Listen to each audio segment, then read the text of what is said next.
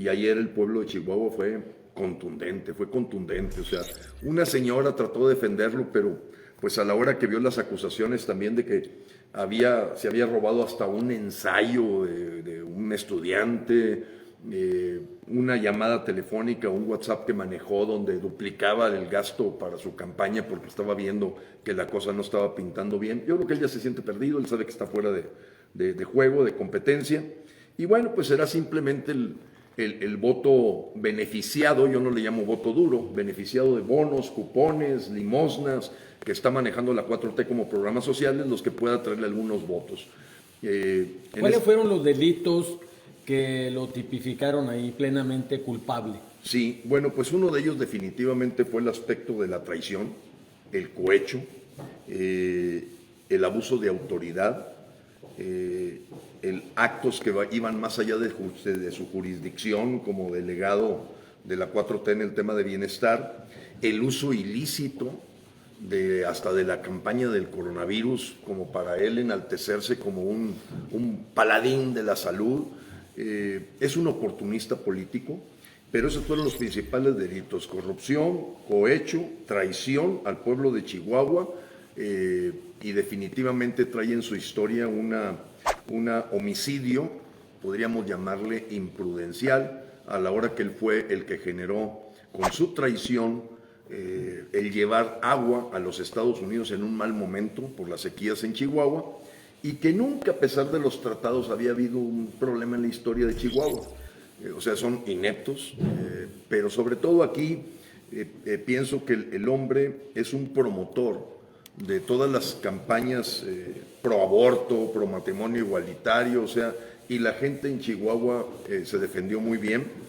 Pasaron, además de la propia fiscalía que había preparado todos los delitos, indudablemente pasaron 4 voluntarios ciudadanos que nos trajeron más información de que en este caso estamos hablando de un rufián, de una persona, un pillo, un oportunista político, y bueno, pues creemos que el siguiente paso, que es la denuncia ante las autoridades de estos hechos que ha cometido el señor Juan Carlos Loera, pues en algún momento tendrán, pasando la elección, a un proceso de aclaraciones, de carpeta de averiguación, y si el señor Peniche y el señor Javier Corral no andan ahorita poniéndose el chaleco guindo como promotores de Morena, porque hasta parece que lo son, ante los ojos de todo México, Javier Corral parece que fuera un de esos que traen, no, estas cosas que les das vuelta, una matraca, parecen matraqueros de Morena. ¿Tienen cola que les pisen? ¿Los amenazaron? ¿O simplemente están viendo la conveniencia de llevar la fiesta en paz ahora que salgan tratando de ligarse con Morena? No se sabe. Aquel bigotón, bravucón que era Javier Corral, a lo que mucha gente de Chihuahua le apostó, pues de eso ya no quedó ni un vil chisguete. Yo diría que ahorita se presenta en México como un muerto político, indudablemente el caso de Corral. Bueno, pues finalmente dándole todo el deterioro que le han dado al PAN. ¿Él cree que puede llegar a ser candidato a la presidencia en el 2020? Imposible, no. Javier Corral es visto a nivel nacional como un tipo que pasó al basurero de la historia. Probablemente había una expectativa muy grande de un hombre como Javier Corral por su historia beligerante, contestataria, siempre poniendo puntos sobre las íes. Pero a la hora que se sentó en esta silla, yo no sé si era una silla eléctrica para él, lo dejó completamente bloqueado. No vemos nada diferente en Chihuahua de lo que era el Chihuahua de Duarte. Díganme ustedes qué obra, díganme ustedes qué acción. Todo fueron problemas de carteles organizados que andan como Juan por su casa, todo este problema de invasores de terrenos motivados. No estoy seguro que sea el Barzón, pero se dice que es el Barzón, que los dejó andar con total impunidad. La forma en que él actuó con respecto a la masacre de los Levarón, ya casi ahora hasta volteándoselas, queriéndolos acusar. O sea, verdaderamente Javier Corral no sé si estaba viviendo una andropausia o un problema existencial de falta de irrigación cerebral o demencia senil, pero vemos un Javier Corral que aquel que tuvo una admiración hace 6, 7 años, ya no quedó ni un vil. Le quedó grande la silla, le quedó grande la yegua. Chihuahua es un estado que para México es una referente. O sea, para la gente en todo el país siempre se ha reconocido en Chihuahua gente pujante, echada para adelante, de mucho trabajo. Y entonces volteamos a ver qué pasó con su gobernador, ahora que venía de una historia totalmente terrible con el señor Duarte, que fue también una farsa parecida a la de López Obrador, en el sentido de que son gente que hablan de combatir la corrupción de los dientes para afuera, pero son los más corruptos, son hipócritas. Y digo, pues nadie puede negar todas las primas de López Obrador que andan ahí por el nepotismo. La Felipe Obrador, la Manuel Obrador, que se hace pasar por indígena para ganar una diputación federal. El Pío López Obrador recibiendo paquetes de dinero. Los hijos viviendo como jeques árabes, apoderándose hasta de terrenos en Holbox, que es un patrimonio de la humanidad enfrente de la Ribera Maya. Son empresarios, dicen. Sí, no, pues ¿empresarios de dónde? Pues si los tipos arañaron definitivamente de un financiamiento del Chapito, o sea... El chocolate los hizo millonarios, dicen. Pues sí, la realidad es que no vemos ni la cerveza Rocío en ningún lado, y la famosa venta que yo he ido a visitar de los chocolates Rocío, pues de la noche a la mañana, si el papá no traía ni 200 pesos en la bolsa, como él decía, ¿de dónde sacaron toda la inversión para hacer esa fábrica de chocolates? Pero ellos se la pasan realmente en Estados Unidos, o sea, los hemos visto en Aspen, los hemos visto en Dallas, los hemos visto en Nueva York, viajando en yates. Entonces, la realidad queda su papá plantado como un verdadero hipócrita, falso, mentiroso, y bueno, Javier Corral parece ya ahorita, en este momento, ser un clon de López Obrador. Vemos en Javier Corral una figura muy parecida a la de López Obrador. Entonces, yo creo que estas gentes políticos a veces apuestan al olvido, pero basta ver lo que ha ocurrido en Chihuahua en los últimos 6 años para decir, señor, si no pudo ni con la capital de Chihuahua, ya no digas todo el estado, porque pues allá en Galeana, Casas Grandes, Juárez, seguía al ritmo del crimen todo pasando.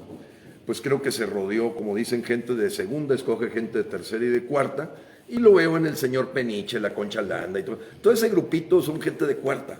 O sea, no es gente que representa al ejemplo de los chihuahuenses, no son gente de Chihuahua. Es más, creo que la Concha Landa ni siquiera nació aquí, para acabar pronto. Digo, ya son tonterías, que te traigas una persona que ni siquiera es del Estado, que no tiene arraigo, que tuvo una parte de la historia, habla de que definitivamente se equivocó en armar su equipo de trabajo, le apostó a su concubino, Gustavo Madero, no le funcionó bien el concubinato que tiene con pusilánime de Gustavo Madero, que pues, yo creo que el apellido es el que lo ha puesto en algunos momentos en los medios, pero la historia de Gustavo Madero es nada. No sé qué ha hecho, nada, cero.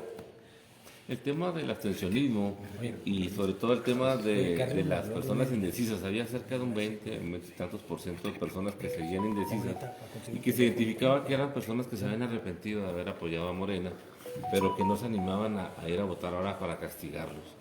Sin embargo, lamentablemente una tragedia como lo ocurrido en la línea 12 del metro en la Ciudad de México generó que ya en las estadísticas en la última semana de esos indecisos se redujera, y entonces eso se manifestó en un mayor rechazo en contra de Morena a nivel local en la Ciudad de México. Incluso aquí en Chihuahua hubo una repercusión. En la última semana hubo un 9% de indecisos que bajaron, de un 18 bajó un 9, y ese 9% se le sumó a la candidatura del grupo del PAN aquí en Chihuahua. Fue el principal beneficiado, Marco Bonilla, en el municipio de Chihuahua, y en Ciudad Juárez se distribuyó entre PRI y PAN. Y también le afectó a Cruz Pérez Cuellar en Juárez. ¿Qué tan factible? De hecho, hay quien dice que en Chihuahua, de las 9 diputaciones federales, posiblemente quede en contra de Morena 6-3, a favor del PAN, la alianza PAN-PRD y PRI. A nivel nacional, incluso algunos especulan, usted tendrá más información y ahí va mi pregunta, que incluso no solo no pudiera tal vez tener mayoría en el Congreso Federal, sino tal vez hasta la Asamblea Legislativa del DF la pudiera perder Morena, ¿cierto?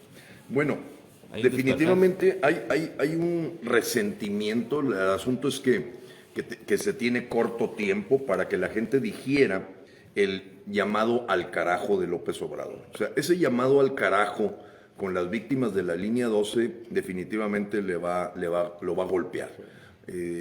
Hay gente que dice ojalá hubiera ocurrido unos días antes. No, y ojalá nunca hubiera ocurrido. O sea, pues es una tontería pensar por cuestiones electoreras en la tragedia que ocurrió. Pero es evidente que él ha tratado mañosamente, y eso muestra a Morena como lo que es, proponiendo candidatos que son buscados por el FBI y la DEA, proponiendo candidatos como Salgado Macedonio, que todos sabemos que su consuegro pues, es un lavador de los Beltrán Leiva, y luego aparece la Juanita ahí, la hija de Salgado, y así podemos ver sus diputados acosadores. Entonces todo se ha sumado gracias a las redes sociales, porque estas cosas a veces los medios no las ventilan, y en el caso de la línea 12 del metro, todo el mundo sabe que la debacle de esa línea empezó con el desmantelamiento que hizo del Departamento de Ingeniería, que era muy reconocido en el DF, cuando fue jefe del Distrito Federal, López Obrador. O sea, hoy no tiene manera de echarle la culpa a los anteriores, que ha sido el juego político de él. Siempre hay un problema, no, los gobiernos anteriores, Calderón, pero esta vez no, porque él fue el que desmanteló el Centro de Ingeniería, como ahorita está desmantelando un montón de instituciones. Después llega su alfil, Marcelo Ebrard, que fue el que metió unos vagones que no correspondían al diseño de los rieles, que se aventó por encima de todos los consejos técnicos de que no debía haber sido en alto, tenía que haber sido subterráneo, que debieron haber sido vagones neumáticos, no de rieles, y luego ya se suma el austericidio generado por el propio López y ya no sabemos si es nuera o examante, porque hay esas dos versiones en la Ciudad de México muy fuertes. Que el hijo de Claudia Sheinbaum pueda ser un hijo no de José Ramón, sino del propio Andrés Manuel López Obrador. Entonces, ese proceso de favoritismo, de un trato marital que se convierte en una cuestión política en México, pues hace que la Claudia Sheinbaum vivió la quema y el incendio de la sala de control, la inundación que parecía Canal de Venecia. O sea, es una concatenación de corrupción en donde definitivamente, claro que va a afectar al gobierno. A pesar de que hayan hecho a un lado ahorita el comité de investigación que proponía el Senado. A pesar de que movieron todas las evidencias y dejaron entrar los peritajes una semana después. O sea, ellos movieron completamente el lugar del crimen y la gente ya no se traga eso. Ya no se traga eso, está harta los mexicanos. Y sí diría que la Ciudad de México hoy tiene un resentimiento muy fuerte hacia Morena. Ellos siguen pensando que se puede comprar a la gente. Estuvieron limitando la entrega de bonos en enero, febrero para darlos todos juntos en abril, marzo y abril. O sea, una jugada que la gente lo ve. Dice, bueno, pues ese dinero es de los mexicanos, no es de López Obrador. Pero sin embargo, bueno, esta inercia yo sí creo que se está gestando el que López ya está viendo como fraude la pérdida de la Cámara de Diputados. Ya se atrevió a decir que aunque llegara a tener una oposición mayoritaria, él como quiera va a hacer en el presupuesto utilizar su derecho de veto y hacer lo que se le pegue la gana. La apuesta que Arturo Saldívar, presidente de la Suprema Corte, se quede 2 años más, pues es para protegerlo de todas las controversias constitucionales que generaría una Cámara de Diputados de oposición, más mayoritariamente. Pero tenemos que recordar lo siguiente: López Obrador hoy gestiona el país con 21 controversias constitucionales. O sea, el señor ha pisoteado la Constitución y Arturo Saldívar, para lo único que ha servido la Suprema Corte de Justicia fue para aprobarle un mamotreto de hacerle un juicio a los expresidentes que ni siquiera se debió haber preguntado. Entonces, todo esto se suma y hoy el factor López Obrador, en mi opinión, en todos los estados, a excepción un poquito de la parte Guerrero y de la parte Campeche, porque hasta Tabasco está volteado a raíz de la inundación, de que dijo, no, pues ahí le mando el agua, no a Villahermosa, se la mando a todos los más desfavorecidos, desde arriba de un avión. Para salvar el proyecto de Boca del Río. Exactamente, pues esa fue una jugada que la gente no se la traga, entonces también tiene un problema con su misma cuna. Entonces, volviendo al tema, él ya empieza en esos ataques al INE, tratar de pensar que si las cosas no le favorecen, va a echar la caballería encima, al estilo copiado de su clon Trump. La segunda es que hoy Alejandro Gertz Manero, fiscal general de la República, y Santiago Nieto se han convertido totalmente en una policía política. Y los mexicanos tenemos que levantar antena. ¿Por qué? Porque ellos están dedicados por completo ahorita a preparar carpetas de investigación de todos los de la oposición que posiblemente lleguen a la Cámara de Diputados. de tal manera que los puedan tener así, ahorcados. Aquí está tu carpeta de investigación, fulano de tal, que llegaste del PAN o del PRI-NRD o de Movimiento Ciudadano, entonces o votas a favor de Morena o mira lo que te va a pasar. Ahorita tú ves a la Fiscalía General de la República totalmente dedicada como policía política. Y dicen, pues písasela ya en octubre del año pasado, en diciembre, en enero, ¿por qué te esperas? Evidentemente se ve lo primitivo, lo rudimentario de la forma de operar de López. Pero hay algo más, y yo lo considero muy importante, que la gente no nos podemos confiar. López Obrador llegó al poder con Lorenzo Córdoba de presidente del INE. O sea, la gente como que quisiéramos verlos en pugna, pero tenemos que recordar varios elementos. Uno, que el pacto de impunidad e intocabilidad con Peña Nieto estuvo presente en Lorenzo Córdoba.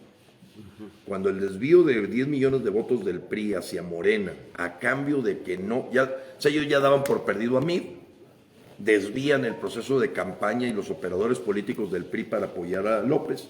Una vez que se firmó un convenio, no me tocas a Videgaray, no me tocas a Osorio Chong, no me tocas a mí, y es más, ni siquiera traten de mencionarnos. Eso es evidente ante los ojos de cualquier mexicano. Entonces, Lorenzo Córdoba, ¿para dónde juega? Porque una cosa es aparecer como en la lucha libre, tú eres de los rudos, yo soy de los técnicos, pero después te vas como compadre a tomar la cerveza junto con esto. Y la elección del Estado de México también estuvo muy cuestionada y esa no se revisó. Sí, por eso es, ok, te la damos a ti, Alfredo del Mazo, pero acá Delfina la vamos a colocar y ahora está de secretario de Educación, una verdadera inepta.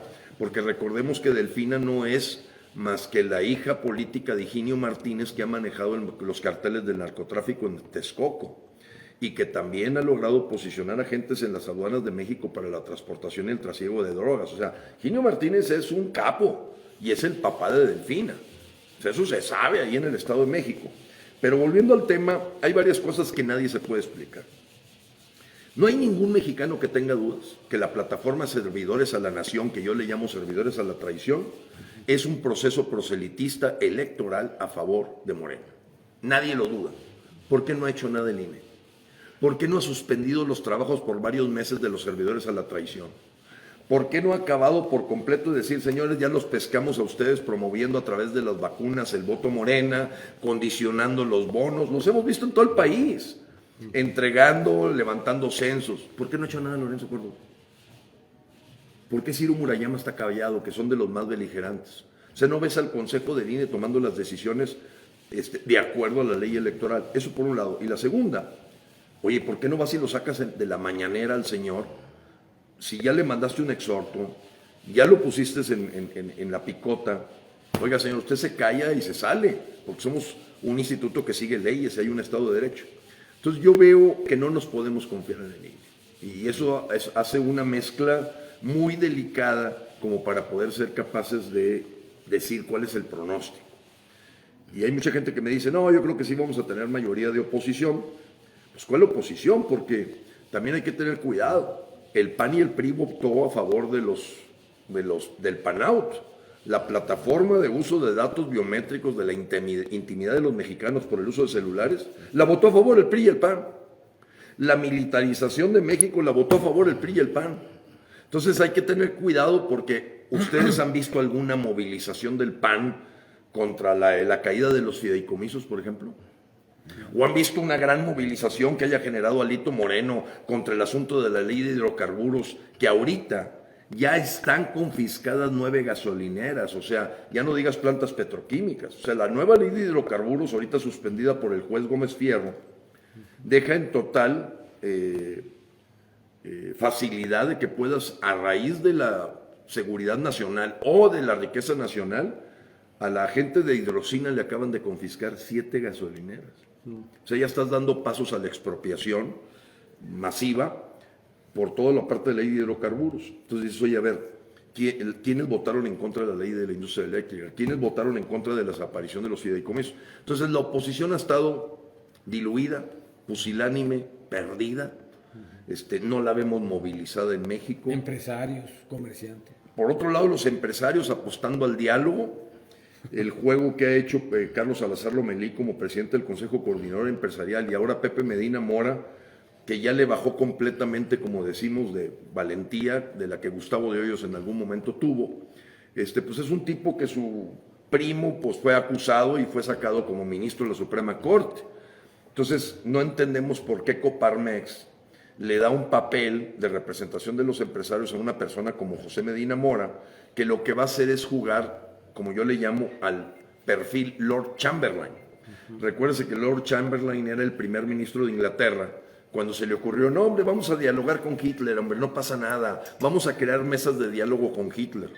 Y Winston Churchill le dijo en aquel momento, ni vas a salvar el honor de Inglaterra ni vas a evitar la guerra. O sea, hay perfiles para cada momento histórico de México, y hoy el perfil de Pepe Medina Mora y de Carlos Salazar Lomelí, que parece más bien un lambiscón de Carlos Slim, yendo a los tamales. O sea, yo tengo la fotografía de todos los empresarios que fueron a los tamales, porque son traidores a México, para mí. O sea, sabías que el avión no se podía rifar. Sabes que este tipo te lleva a una agenda socialistoide. Sabes que el señor está siguiendo la agenda del Foro de Sao Paulo. ¿Cómo te vas y te sirves unos tamales con este desgraciado? Entonces jugaron un juego que yo le llamo de protección personal de su patrimonio. Y ahorita, entonces, no tienes en los partidos políticos una real oposición a lo que está haciendo López, no tienes a los empresarios tratando de poner un contrapeso y ningún líder sindical. Entonces, ahorita a México, los únicos que lo podemos salvar somos la sociedad civil.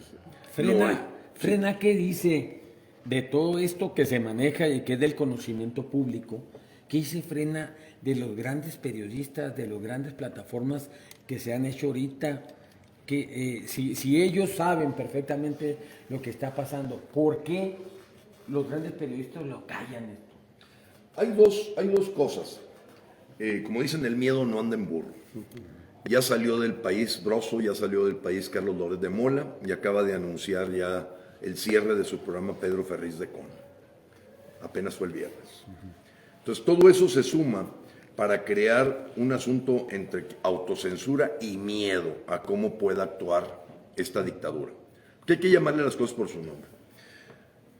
Los intelectuales de México, todos viven de contemporaneizar con el problema. Y me refiero Lorenzo Meyer, Reyes Heroles, Enrique Krause, Héctor Aguilar Camín. O sea, los ves dándole la vuelta a hacer un diagnóstico de lo que pasa en México y apostar al bebé que ellos crearon, que fue la reforma electoral allá por el 87, 88. O sea, ellos que siguen con su bebé, todo lo apuestan a las urnas. Ahorita empieza a cambiar algunos, Beatriz Pajés empieza a tener un cambio, ya dice claramente que, oye, lo mejor para México es que renunciara López, hay que presionar a que renuncie López, pero no se atreven, no dicen nada. O sea, es junio 6, o sea, todos los huevos los han puesto en la canasta electoral porque es su bebé.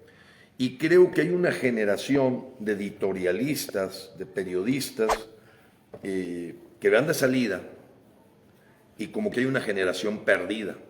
O sea, ahorita los señores que más o menos levantan la voz ahí en forma muy sutil son octogenarios todos, octogenarios. No quiere decir que un octogenario no tenga una capacidad para dar sus puntos de vista, no estoy diciendo eso. Lo que estoy diciendo es que falta una generación que no se creó en México por la sombra tan fuerte que había de estos escritores que fueron muy apoyados por los regímenes anteriores, como que el mismo enemigo de México, que es López Obrador, les llama intelectuales orgánicos, ¿no? Entonces ellos piensan en urnas y ahí piensan que está la solución y no levantan la voz más allá de eso. Yo creo que es miedo, cobardía, se les acabó su tiempo y entonces necesitan emerger nuevos líderes en el campo también periodístico. ¿Por qué? Porque ahorita sí se está arriesgando la vida. O sea, creo que ahorita el periodista que saca las cosas a flote, tenemos ahorita 32 periodistas asesinados en la gestión de López, en ninguna parte del mundo. Esto es propio casi de lo que ocurrió con Hugo Chávez o Rafael Correa en Ecuador. O sea, estamos ante un tipo que acaba con las voces críticas, las acusa, las sataniza, les manda todo el enjambre de gente que trabaja de chayotera. Y entonces él ha creado unas payasadas de periodistas, ¿no? El Hormolécula, el Vicente Marrano, el Chupacerdos. O sea, él ha generado una nueva corriente de payasos, de bufones, de gente a modo que le ha metido mucho dinero en las redes sociales para tratar de que apenas levanta la voz alguien y se te viene el enjambre del chupacerdo, el Vicente Marrano, el ectómano, en fin, todo este enjambre de Lord Molécula y gente verdaderamente impresentable que acabaron con lo que era el prestigio que había tenido el periodismo en México. Y desafortunadamente los periodistas que van entrando, yo no supe hoy en la mañana si Ciro Gómez Leiva se presentó. El viernes ya no se presentó. Ya no se presentó el viernes. Tengo claro que después de años, el mismo día que Pedro Ferriza anuncia la caída, ahora yo tengo la información, pues una buena parte, de por qué Pedro Ferriz después de 3 generaciones pierden ser una voz crítica. Fue amenaza a los patrocinadores, cooptación a los patrocinadores, clara terrorismo fiscal a los patrocinadores. Entonces, con que le llegues a 4 patrocinadores, los otros 4 dicen yo también me hago a un lado. Entonces, ¿con qué pago esto? O sea, eso es la información formal que tengo directamente de Pedro. Si hay un proceso de amenazas o olgas, cosas más complicadas, no las hemos tratado todavía. Las voy a tratar porque Pedro Ferriz es miembro del Consejo Rector Nacional de Frena. Ha sido un aliado, como lo es don Rafael Lórez de Mola, también está en el Consejo Rector de los 74 gente que formamos ese Consejo Rector Nacional. Entonces, huele a perro, camina como perro, ladra como perro. Esto es un perro y esto es una dictadura que sigue completamente los cánones, que si es de izquierda, derecha, comunista, no comunista. No, es el chavismo en toda su expresión. Es un populismo chavista muy claro de que no hay cosa que se salga del rompecabezas de lo que Hugo Chávez hizo en Venezuela y que aquí se está haciendo al triple de velocidad, no dicho por mí, dicho por al menos 150 venezolanos que salieron de Venezuela y que dicen, camina como un perro, ladra como un perro, es un perro. Para concluir, Juan, Sí. para concluir, Con gusto. salvo lo que tú tengas, hay algo que Frena ya va a los tribunales internacionales. Es correcto. Este fin de semana tuvo Frena una actividad muy fuerte en el Zócalo. Platícanos de esto. Con gusto, miren. Bueno, esto viene a cuento porque el pasado 21 de marzo, el 21 de marzo, ustedes recordarán, hubo un evento que le llamamos Juicio Ciudadano contra López Obrador, que había tenido de antecedente algunos juicios regionales. De hecho, ocurrió en Chihuahua, también ocurrió en Nuevo León, en Jalisco. El 21 de marzo, frente al Monumento de la Revolución, se presentaron 13 delitos bien, con pruebas fehacientes, con evidencia, frente a 420,000 mexicanos en el Monumento a la Revolución.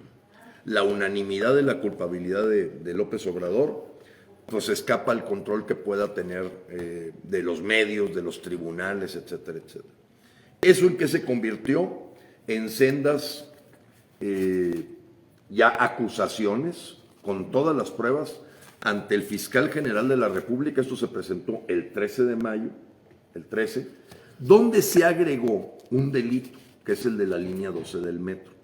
O sea, aparte de lo que sucedió del juicio ciudadano el 21 de marzo, agregamos porque hay una participación directa de López y quien resulte responsable por la tragedia de la línea 12 en la estación Olivos. Y se presentó el día 14 de mayo, estamos hablando de hace 2 días, también ante el Senado de la República, frente a el señor Óscar Eduardo Ramírez, que es el presidente de la mesa directiva del Senado. Porque según la Constitución, la acusación penal contra un presidente tiene que vivirse este proceso en la Cámara de Senadores, indudablemente en la Fiscalía General de la República, cosa que antes no era así. ¿Por qué? Porque se supone que López no requiere un desafuero para tener un proceso penal, de generar carpetas de investigación. Frena se ofreció como coadyuvante de la investigación. Claro que aquí quien tiene la responsabilidad o la autoridad para decir ayúdenos Frena o no nos ayude Frena, pues es la propia Fiscalía o el comité de investigación que se llegara a generar en el Senado de México. Entonces hicimos eso y efectivamente el sábado ya fue una manifestación casi convocada 3 días antes. Hicimos una marcha nos presentamos por toda Avenida Reforma hasta llegar al Palacio Nacional, y frente al Palacio Nacional tuvimos 3 mensajes claves con toda la presencia de la gente que acompañó, gente de Frena.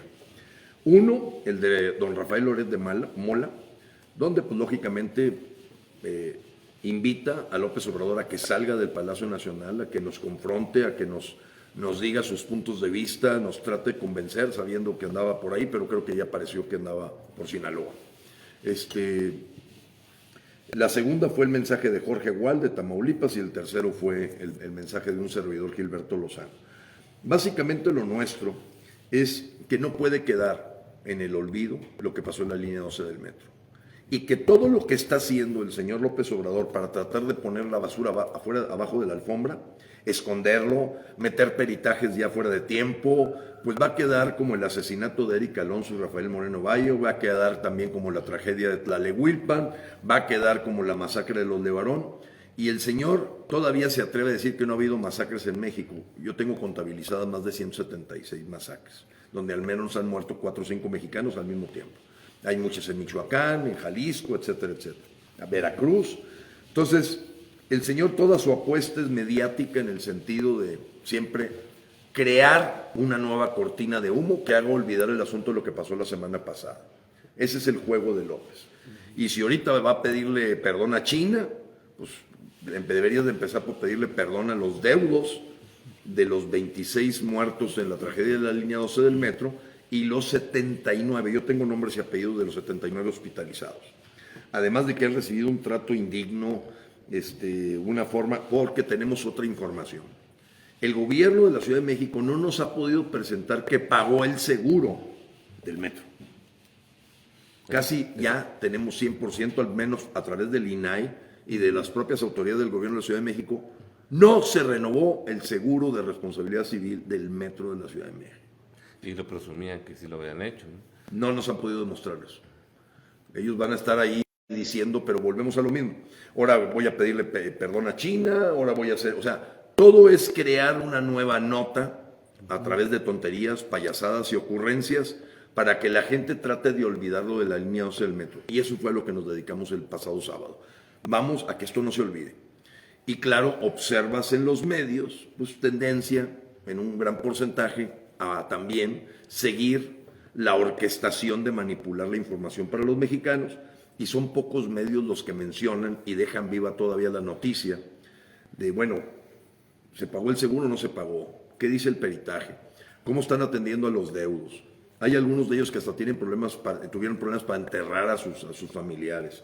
Entonces no podemos dejar que se olvide esta tragedia, como se trató de echar tierra a lo de Tlalehulpan, como no se ha resuelto lo de Ayotzinapa, como lo de los Levarón tiene todavía problemas de conclusión. Y hoy el asesinato, bueno, no hoy, hace unos días, el asesinato del principal defensor de los Levarón, coincidentemente candidato a alcalde de Obregón, Abel Murrieta, pues dices, oye, el señor estaba por presentarle a Adrián Levarón una información que consideraba clave en la investigación, y lo matan en plena calle. Entonces todo esto habla de una ingobernabilidad de parte de López, y toda basada en el engaño, la mentira, etc. Frena en breve va a presentar una segunda carta a Joe Biden, porque el día de ayer, hoy, se va a dar una reunión de todos los asuntos violatorios del Tratado México-Estados Unidos-Canadá con la Tatiana Cloutier, secretaria de Economía. ¿Pero no habla inglés? No, va a tener que traer 5 traductores, a pesar de ser licenciada en lengua inglesa y dificultársele al estilo de Peña Nieto la pronunciación del inglés. Pues evidentemente parte de lo que nosotros hemos pedido al gobierno de los Estados Unidos es que ponga fuerte atención en que se respete el Tratado México-Estados Unidos-Canadá, porque está firmado finalmente por López Obrador, y no pueden estarlo violando todos los días con el tema de energías sustentables, energías verdes, el asunto de lo que está ocurriendo en la General Motors de Silao. O sea, se van sumando violaciones todos los días. Creo que va a ser una llamada de atención fuerte a México. No estamos pidiendo ningún intervencionismo, simplemente que vemos que la economía ha sufrido a la hora de que el monopolio de CFE, el pensar que los abanicos de energía eólica atrapan el aire de los indígenas, y bueno, tonterías que se suman a tener un agrónomo en Pemex, un abogado en CFE, una traductora de lengua inglesa en economía, un antropólogo en el INSABI y una periodista en seguridad. O sea, ¿qué es esto? Como ya en algún momento dije, bueno, pues ¿por qué no va con un carnicero a que le ayude en su operación de Corazón López? Porque si él dice que 90% es lealtad, honestidad y 10% capacidad, pues sométete a una operación con un carnicero porque te quiere mucho. A ver cómo te va, cabrón. Entonces, creo que estamos ante un presidente o mandatario que, además de ser, nunca lo debemos de olvidar, criminal confeso.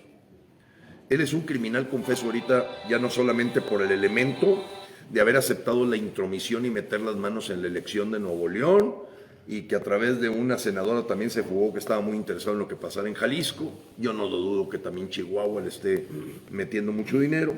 Entonces ese es un crimen que ya confesó también, el electoral. Pero la otra fue la liberación del Chapito, y eso no se puede olvidar.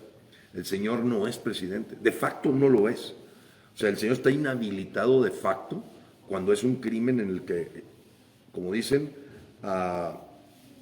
responsabilidad de relevo de pruebas. O sea, como si yo mismo me estoy diciendo los hechos, los estoy publicando, estoy diciendo yo lo liberé por esto, porque sentí esto. Pues imagínense que todos los policías que tratan de capturar a un delincuente dijeran, es que me amenazó. No, pues ya sería esto tierra de indios, ¿verdad? De indios malos, ¿no? Porque hay indios buenos. ¿Acudirá Frena entonces a organismos internacionales? Perdóname, y gracias por hacer esta pregunta. Definitivamente no nos chupamos el dedo, como decimos, no nos comemos los mocos, perdón por las expresiones, pero son muy norteñas, para decir que sabemos que esto tiene que caer en la OEA, en la Corte Internacional Penal de la Haya, lo que se refiere a crímenes de lesa humanidad, y sin duda tribunales de los organismos internacionales como la Comisión Interamericana de Derechos Humanos, para que ellos empiecen a hacer un eco de lo que aquí no ocurre. Hoy estas cosas Alejandro Gertz Manero las hace así. Él está trabajando completamente como un fiscal carnal, apostando. Arturo Saldívar lo mismo. Sería, yo pienso ya, el golpe, el puntillazo, como dicen en el mundo de la tauromaquia, que Arturo Saldívar siga 2 años más. Creo que en este momento yo creo que todas las voces mexicanas, aunque es un asunto que no se puede dar por los protocolos para nombrar un presidente de la Suprema Corte, lo mejor sería tener un Gómez Fierro de presidente de la Suprema Corte, que es el único que ha tenido el atrevimiento, bueno, también junto con otros jueces intermedios federales que se han atrevido a dar las suspensiones en el caso de los amparos que Frena presentó contra los datos biométricos, los amparos contra la ley de hidrocarburos y la ley de industria eléctrica. Entonces, si esa gente nosotros los mexicanos no la protegemos, van a acabar con ellos como han acabado estándolo ajusticiando en tremenda corte en la que se convierte la mañanera.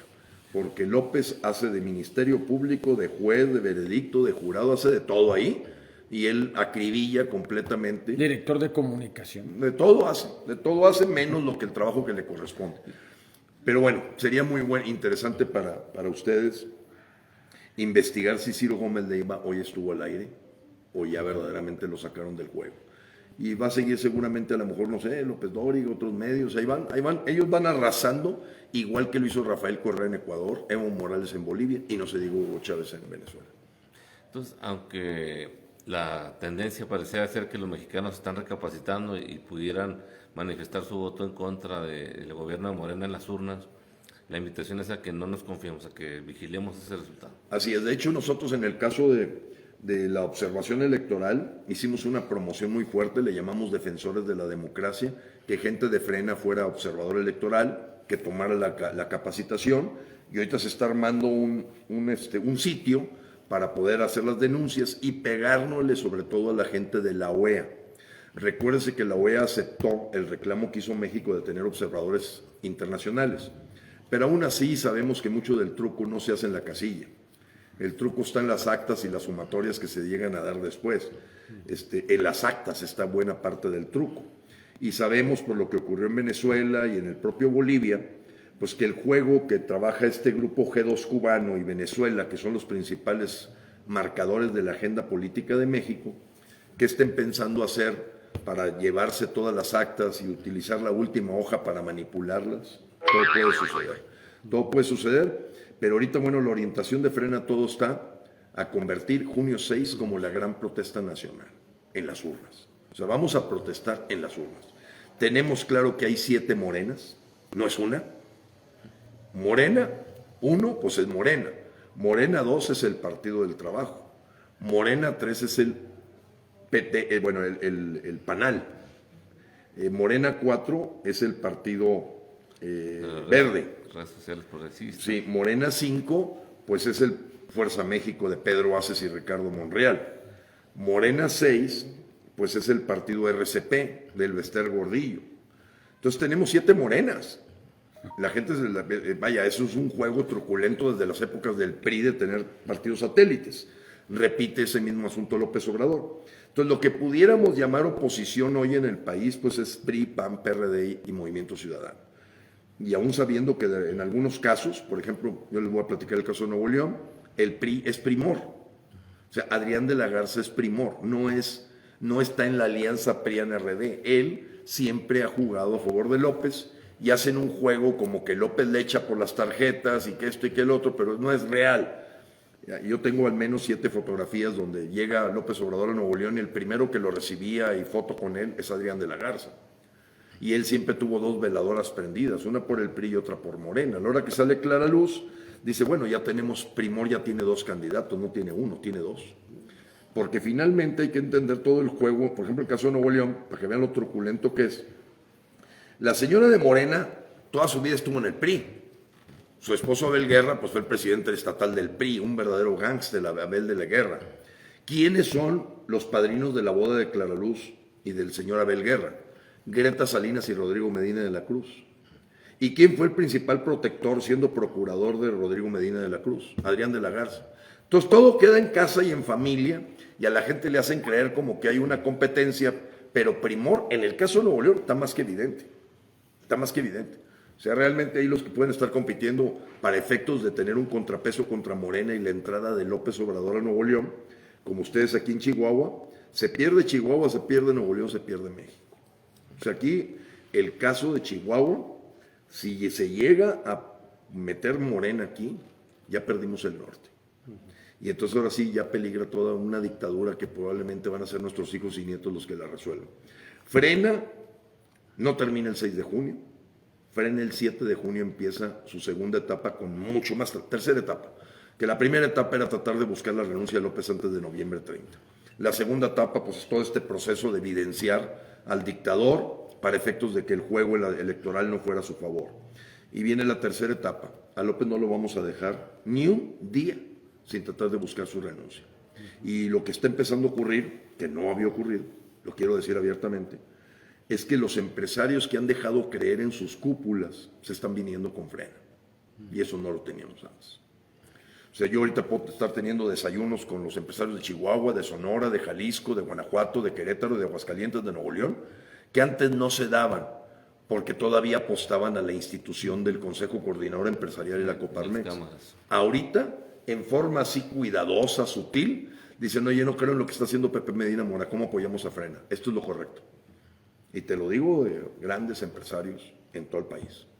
El caso de Sonora también es otro interesante. ¿Cómo visualiza ahí la posibilidad de que...? Yo creo que va a ganar Gándara, porque la gente de Sonora ya está harta lo dejará de Manlio Fabio Beltrones, y que es padrino de Alfonso Durazo. O sea, ahí se da otra cosa igual, primor. Sonora es primor. Entonces hay un PRI, hay una división priista que forma la alianza, pero la otra es que ¿quién es el padrino de Durazo? Pues es Manlio Fabio Beltrones. ¿Y por qué Manlio no dice nada de López Obrador? Porque están totalmente ligados.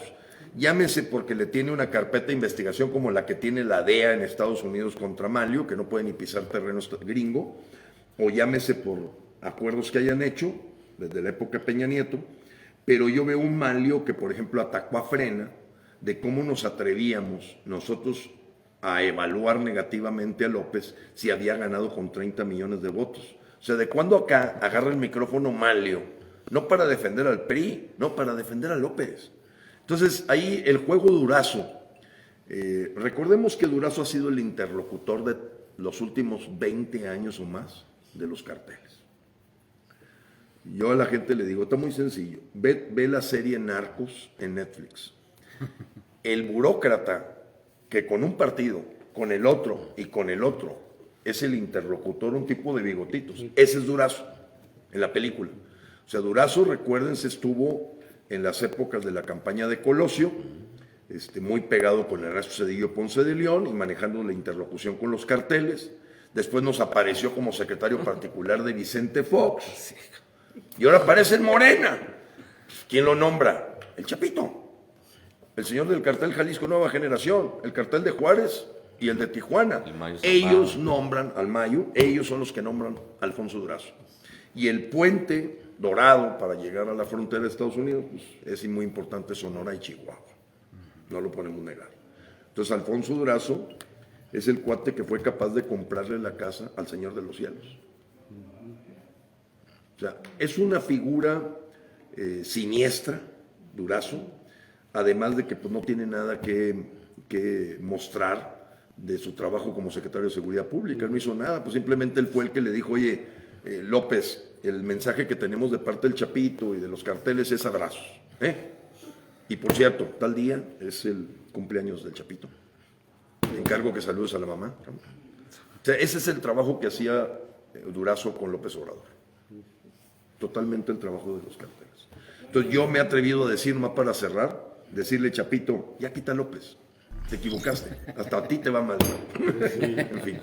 Gracias, compañero. Gracias, Barrientos. Gracias, compañero. Agradecemos a Gilberto Tocayo por esta Gilberto. entrevista en el resumen y estaremos muy pendientes de lo que ocurre el 6 de julio. Gracias.